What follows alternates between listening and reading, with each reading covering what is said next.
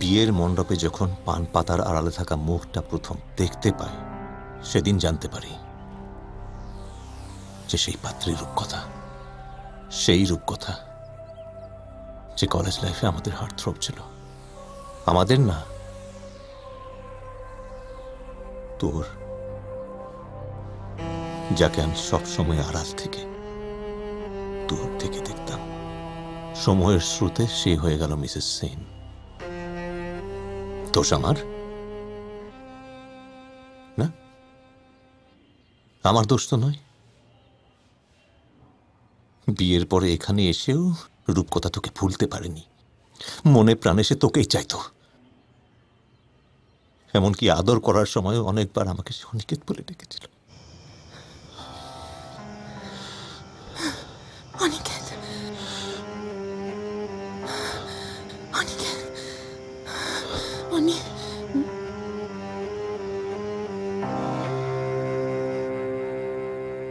তুই বুঝতে পারিস এটা কতটা যন্ত্রণার আমার কাছে? তোর জন্য, তোর জন্য আমি আজ তাই রূপকথাকে সরিয়ে দিতে বাধ্য হয়েছি। স্রেফ তোর জন্য আজ রূপকথাকে মরতে হয়েছে, তোর জন্য। এর জন্য দায়ী তুই। আমার জীবনটা, আমাদের জীবনটা তোর জন্য শেষ হয়ে গেল অনিকেত। কিন্তু জানিস তো, তার আগে আমি রূপকথাকে দিয়ে ডিভোর্সের পেপারে সাইন করিয়ে নিয়েছি। নিজের দিকটা তো ক্লিয়ার রাখতে হবে। বাল্যপ্রেম অভিশপ্ত হয়,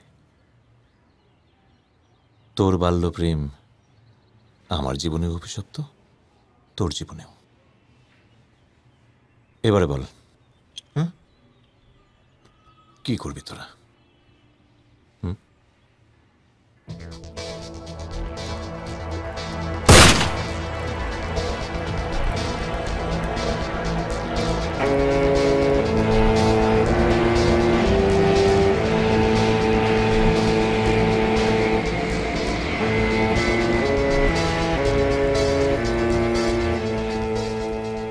ফিরে আসে সকলে, অনিকেত, কিন্তু হারিয়ে যায় রূপকথা।